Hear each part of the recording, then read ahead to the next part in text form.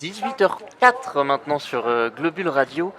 Et c'est Rancard qui a pris ses quartiers rue Ravanel-le-Rouge chez Paolo plus exactement. C'est une deuxième pour nous ici ce soir, toujours aussi bien reçue d'ailleurs, à l'italienne, aux pétillantes petites charcuteries. Merci, merci On Paolo. attend la charcuterie. On attend toujours la charcuterie d'ailleurs, oui c'est vrai. Merci Paolo. Et maintenant, on va recevoir notre nouvel invité. Voilà, parce que bien recevoir, je crois que notre nouvel invité sait de quoi il parle lui aussi. Bonjour Thierry Bergerand. Bonjour. Voilà, vous avez plein de casquettes et toutes plus ou moins liées à la créativité. La première donc, savoir recevoir, c'est parce que vous êtes restaurateur. C'est vous et votre famille qui tenez le café comptoir à Valorcine, juste derrière la gare, si vous voulez y aller. Vous êtes également photographe, designer de marque. On reviendra plus tard sur ce terme pour ceux et celles qui ne comprennent pas. Et un peu malgré vous, vous êtes tombé dans la scénographie. Vous avez monté plusieurs expositions, d'abord chez vous justement au Café Comptoir, et puis avec la marque Rossignol, et puis dernièrement, vous avez participé à l'exposition au musée Simon, l'exposition Simon Héritage, 180 ans d'histoire. C'est un espace musée, on va dire, dans la nouvelle usine qui est juste au-dessus du rond-point de la Vigie. Alors vous n'êtes pas seul derrière ce projet, il y a également Denis Pivot, un collectionneur qui ne veut pas qu'on l'appelle collectionneur, mais qui est quand même collectionneur. Et puis à la base, il y a aussi Olivier Bonnet, l'ancien directeur, malheureusement décédé en montagne. Alors, moi, j'ai eu la chance de voir l'exposition. Il y a plein d'objets là-haut, de photos, de textes, d'archives. Qu'est-ce qu'on peut y voir pour les gens qui n'y sont pas encore allés et comment d'ailleurs? Parce que c'est tout ce qui nous intéresse aussi. Oui, alors c'est un vaste sujet finalement, qui est difficile à résumer comme ça en un quart d'heure, mais c'est On va effectivement tenter. une très belle exposition qui pour moi représente quasiment pas loin de 4 ans de travail finalement. Pas tellement sur l'installation même de l'exposition, mais sur la construction qui s'est fait en plusieurs étapes. Et puis effectivement, c'est un travail que je n'ai pas fait tout seul, qui a été fait avec Denis Pivot, qui lui a vraiment fait un travail dans le même temps, pratiquement sur 4-5 ans, de retracer toute l'histoire, non seulement de la famille Simon et de la fabrication des piolets, mais de la famille Charlet aussi, de Chamonix, et d'autres. Enfin, lui, il a fait un inventaire de toutes ces... De ces grosses familles et de ces gros héritages. Et des beaux objets qu'ils ont produits, quoi. Donc c'est finalement, Simon est un acteur essentiel, évidemment. Pas 180, mais 150 ans d'histoire, en fait. C'est vieux et c'est pas vieux, en fait. C'était presque hier. Et 150 ans d'histoire qui concerne vraiment toute la vallée de Chamonix. Les Chamonniards se retrouvent, c'est une partie de notre histoire aussi, quoi. C'est vrai que quand on se balade donc dans l'exposition à travers les âges, finalement, vous commencez dès le début. On peut voir d'ailleurs les premières fermes de la famille Simon. Il y a des cloches de vaches. On Oui, part vraiment de la genèse. la genèse, oui, effectivement, c'est surtout l'histoire au départ d'une famille de forgerons, en fait, qui au tout début, c'est dans les années 1860. Je ne vais pas vous faire l'historique complet, mais Sinon, on est encore ce sont des forgerons jusque demain. qui font des sonnettes, du matériel agricole, voilà. Et assez rapidement, ça correspond à la grande époque de l'alpinisme qui démarre dans la vallée de Chamonix, l'arrivée de beaucoup de gens qui viennent pratiquer du tourisme et de beaucoup de gens qui viennent pratiquer la montagne, notamment des Anglais. Et donc voilà, c'est comme ça que ça démarre. Et ils vont voir, ces gens-là vont voir des forgerons pour faire réaliser un piolet. Un premier piolet. Et donc, pour pas effrayer les gens, voilà, sinon on pourrait parler de l'histoire effectivement de la famille Simon pendant des heures, mais là-haut c'est quand même assez bien fait parce qu'on n'est pas obligé de s'y perdre pendant 6 heures. C'est assez concentré et en même temps, comme vous dites, ça retrace aussi des dizaines et des dizaines d'années. Donc il y a des piolets, il y a des objets. Oui, Qu'est-ce que vous avez mis en avant aussi on a mis en avant, il y a plusieurs niveaux de lecture de cette exposition qui permettent, comme vous le dites, de pouvoir visiter finalement, on va dire, en 20 minutes, en ayant perçu la chronologie, les grandes étapes, les grandes aventures humaines et les grandes premières. Et puis ensuite, voilà, il y a au moins 3 niveaux de lecture avec une deuxième lecture qui va aller raconter vraiment la genèse de l'histoire par la famille Simon et tous les grands créateurs finalement de la famille qui sont présentés. Donc c'est un peu plus complet, on y passe un peu plus de temps.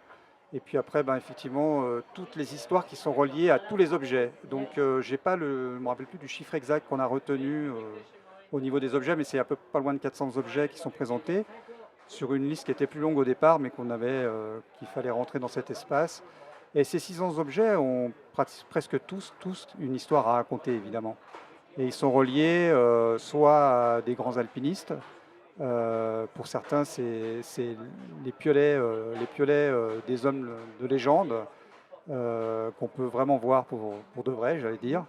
Et d'autres, c'est le piolet. Quand on n'a pas trouvé ce piolet-là ayant appartenu à, on a le piolet qui correspond exactement au piolet fabriqué pour tel ou tel guide. Voilà, ils sont marqués ces piolets et c'est peut-être ça qui vous a aidé dans les recherches. Il y a d'ailleurs une histoire assez incroyable et magnifique où il y a un piolet qui a été retrouvé par un soldat des années plus tard qui s'était coincé dans de la glace et c'est ce jeune soldat qui l'a ramené. Enfin, le piolet a fait le tour du monde et tout ça est super bien expliqué finalement dans cette exposition. Il a fait, oui, il a fait un peu plus du tour du monde, quoi. Il a fait vraiment, il a énormément voyagé ce piolet pour retrouver sa place À Chamonix. à Chamonix. Là où C'est il a une été très créé. belle histoire. Alors il n'est pas complet, il a manche cassée.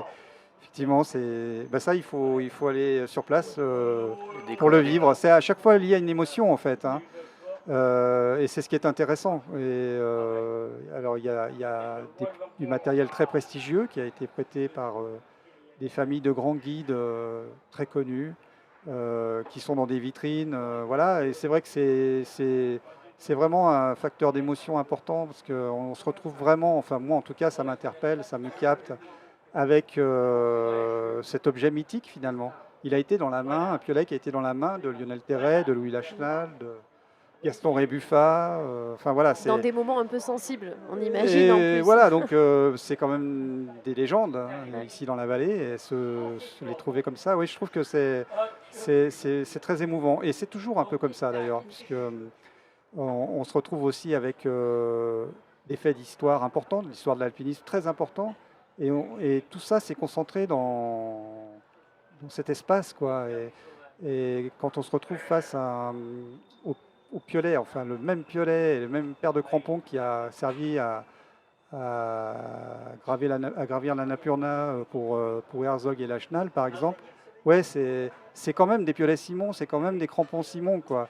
Et quand 3 ans plus tard, en 53, on voit donc le Sherpa Tenzing au sommet de l'Everest en train de brandir un piolet, c'est encore un Simon. Et non, c'est vraiment, moi je trouve ça incroyable. J'ai découvert cette histoire, effectivement, avec la première exposition que j'ai montée au Café Comptoir, à la demande de Ludger Simon d'ailleurs. Et je n'avais pas d'idée complètement conçue voilà, je voyais ça d'assez loin. Et j'ai trouvé ça incroyablement riche, quoi, très fort. Et vous avez réussi à transmettre, voilà, on le sent, cette passion pour l'objet, ou du moins cet objet qui transmet toute une histoire, dans cette scénographie qui est assez finalement moderne. Là aussi, pour pas faire peur aux gens qui en ont peut-être marre d'aller au musée alpin, etc. C'est très moderne cette exposition et vous avez mis en valeur les piolets d'une manière voilà, assez contemporaine qu'on n'a Oui, pas forcément. alors ça c'est un souhait de départ. Tout d'abord, il y a le lieu. Il y a le Très lieu, puis moderne aussi. il y a le lieu qui, lui, est contemporain. Donc, on aurait pu aller à l'encontre du lieu, mais c'était, à mon avis, pas la bonne stratégie. Et il y a aussi cette histoire qui, finalement, chaque fabricant de piolets de la famille Simon, ils sont 5 grands hommes, ont tous été visionnaires et très contemporains. Donc, c'est vraiment, ça pouvait pas être autrement, quoi. Que contemporain. Et donc, c'est appuyé sur des images d'archives qui sont très fortes, très belles, qui racontent effectivement tout ça. Mais c'est vrai que l'écriture même de la scénarisation, elle est allée dans l'épure, évidemment, et pour laisser la place aux objets, quoi. Encore une fois, c'est quand même, à un moment donné, les objets qui doivent être rois dans cette visite. Alors ne bougez pas Thierry Bergerand, on vous retrouve tout de suite, on part en balade en forêt assez mélancolique avec Barbagallo Et son clip empli de brouillard comme certains matins à Chamonix, dans la vallée, c'est Ça tu me de Barbagallo. Voilà, donc pour les Oui, gens qui nous voient sur Facebook, vous pouvez regarder ces belles premières de couverture qui sont magnifiques. Et je voulais, donc, on a parlé de Simon, mais comme on disait, vous avez beaucoup de casquettes, Thierry Bergeron. Il y a toujours un fil rouge, c'est la créativité chez vous. Euh, donc, voilà, il y a eu la scénographie. Vous êtes aussi, vous dites designer de marque. Est-ce que vous pouvez nous expliquer un peu ce que c'est ça? C'est toujours autour de la créativité et de Ça, l'image. c'est l'héritage de mon ancien métier, puisque j'étais pendant pas mal d'années directeur artistique dans la publicité. Et de cette aventure, j'en ai gardé un grand amour des marques, en fait, et de leur histoire. Et c'est vrai pour à peu près toutes les marques que j'ai rencontrées, mais il y en a qui forcément sont très porteuses de patrimoine, font partie de notre identité à tous. Et quand on a la chance de pouvoir mettre en lumière ces marques, travailler avec, et tout, c'est toujours un grand plaisir. Donc quelque part, c'est ce que j'ai un petit peu, je pense, suscité autour. Voilà, il y a quelque chose en tout cas dans votre carrière, si on peut appeler ça finalement une carrière, mais dans tout ce que vous faites, voilà, c'est autour de l'objet, de la créativité et comme Et de on l'histoire disait, aussi, du beaucoup coup, d'histoire, de patrimoine et beaucoup d'émotions Oui. autour de ça. Vous avez fait un travail magnifique, si on peut en parler, avec les artisans de Valorcine. Qu'on peut voir notamment sur votre site instanté.com. Je vous conseille d'aller regarder ce travail. Là encore, une fois, on est aussi autour de... Il y a des portraits, mais il y a aussi des objets photographiés. Oui, Vous pouvez nous en dire là, plus sur ce projet? c'est extrêmement sentimental pour moi. C'est relié vraiment alors pour le coup, à l'histoire de mon village, Valorcine, et des gens qui sont des artisans, mais des gens qui sont extrêmement doués, effectivement, extrêmement, je sais pas, je trouve pas le mot parce que c'est difficile à exprimer, mais qui ont une espèce de distance par rapport à ce qu'ils font, tout ça, qui est assez incroyable. Enfin, c'est des belles personnes, quoi. C'est que des belles personnes. Oui, alors Et- on vient toucher en plus l'art, l'artisan, le mélange entre tout ça. Peut-être que ça vous Mais touche pour moi, aussi, c'est ça. des artisans d'art, hein, donc à un moment donné, c'est là où les choses s'entremêlent. Il y a de l'artisanat traditionnel, évidemment, au milieu de tout ça, mais c'est fait avec un tel goût, etc.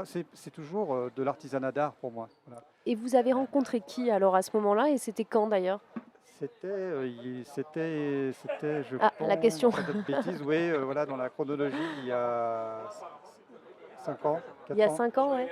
4 ans, pardon. Et vous avez rencontré quel artisan à J'ai Valorcine? rencontré, donc, en fait, j'ai opéré une sélection d'artisans. C'était au départ, il fallait déterminer, voilà, qu'est-ce qu'on met sous l'étiquette artisan. Bon, à Valorcine, c'est un endroit où il y a encore énormément, c'est très vivace l'artisanat à Valorcine, ça reste aujourd'hui, il y a des ateliers, il y a des gens qui travaillent et voilà, qui travaillent régulièrement de cet art-là et qui montrent leur travail, qui le vendent.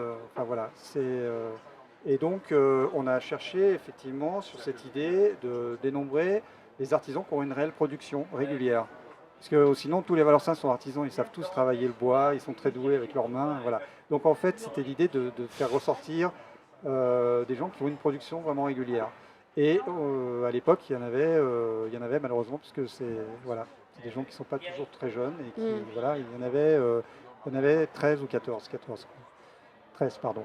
Et donc on a dénombré ces 13 artisans, je les ai contactés sans trop savoir où j'allais aller parce que l'idée c'était de les rencontrer. Bon, je les connaissais pour la plupart, mais voilà, tout ça se fait on se connaît, quoi. Oui, il Et faut aller un puis peu là, plus loin de dans dire, la ben relation. voilà, je viendrai bien vous voir et discuter, tout ça, et voilà. Et donc, ils ont tous été d'accord, ils ont tous répondu présent.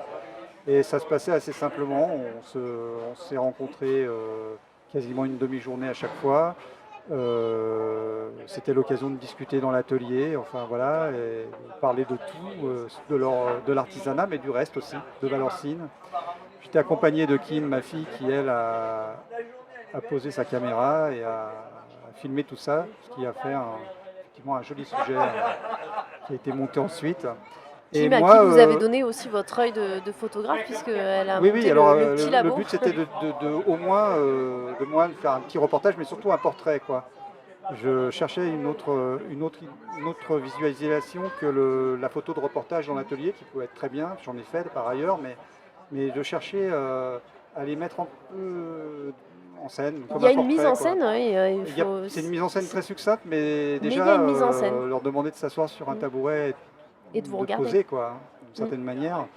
Ça a été vraiment, j'avais beaucoup de doutes quant à la réalisation de ces images, et en fait ça s'est fait vraiment, c'était assez génial. En fait ça se faisait dans la discussion, j'installais mon décor, c'est-à-dire un fond cyclo qui se mettait derrière, presque sans qu'ils s'en aperçoivent, près d'une fenêtre dans l'atelier. J'essayais de ne pas éclairer pour garder cette La intimité. lumière, Et de travailler qu'avec la lumière de l'atelier. C'est une belle lumière du jour qui est souvent concentrée dans une petite fenêtre. Voilà, c'était un peu l'idée, quoi.